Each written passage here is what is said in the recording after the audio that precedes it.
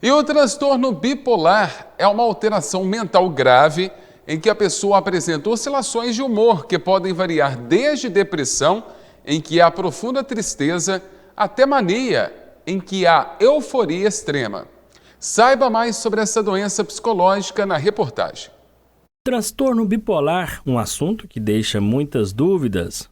Muitos se confundem, mas para isso, o psicólogo Clenderson explica essa diferença. A gente não pode confundir o transtorno bipolar com as alterações de humor que o ser humano tem, né, por exemplo, durante o dia. Às vezes a pessoa ela vai lá, acorda de bem humor, mas aí ela recebe uma notícia ruim, ela briga com o marido, briga com a esposa, né, brigou no trabalho, teve um desentendimento, e isso pode deixar ela chateada. Então, esse tipo de alteração, essas alterações são alterações comuns e pertinentes ao cotidiano do próprio indivíduo. Agora, o transtorno bipolar, nesse caso, por ser um transtorno, algo que ocorre, é uma doença complexa, psiquiátrica, né, no caso também, ela já é caracterizada por oscilações que podem durar semanas ou até meses.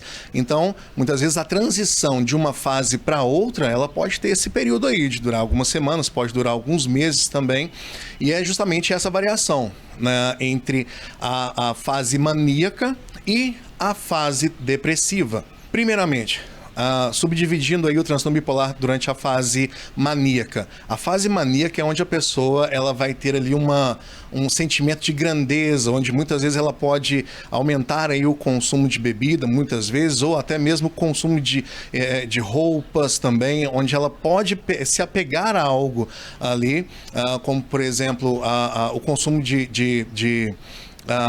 o gasto, né, excessivo de compras, né, roupas, sapatos, aí, em que ela também, nessa fase maníaca, a noção do perigo ela é completamente nula. Ou seja, na maioria das vezes, né, onde a pessoa ela passa por essa fase maníaca, ela é como se ela não pressentisse o perigo. Ou seja, na fase maníaca, a pessoa ela sente como se ela fosse um super-homem, ou uma super-mulher, nesse sentido em que não existe risco quase nenhum para poder fazer as coisas, né? O que é algo grave também, onde o senso crítico ele fica nulo.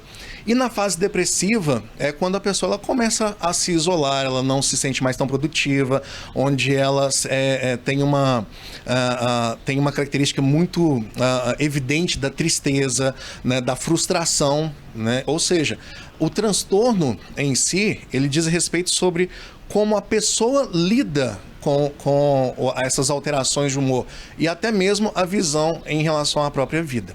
Mas será fácil conviver com pessoas bipolares? E qual seria a fórmula para essa convivência?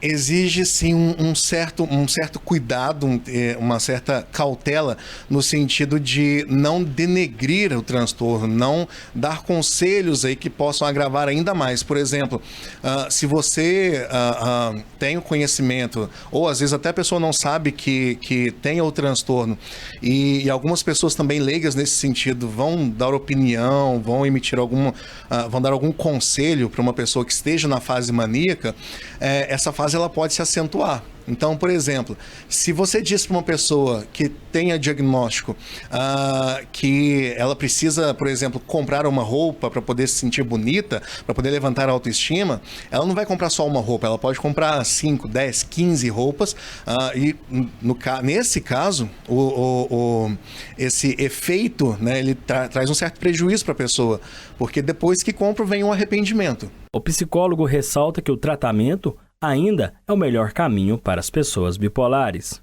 Existe tratamento para o transtorno bipolar, não existe cura, visto que ele é um transtorno associado aí ao humor, então ele é da própria personalidade da pessoa, ele está enraizado na personalidade do indivíduo, não existe cura, mas tem tratamento. Pode ser medicamentoso e também feito o acompanhamento psicológico durante a transição, né? Principalmente durante a transição dessas fases, para que a pessoa tenha a própria compreensão, para que ela tenha compreensão do transtorno.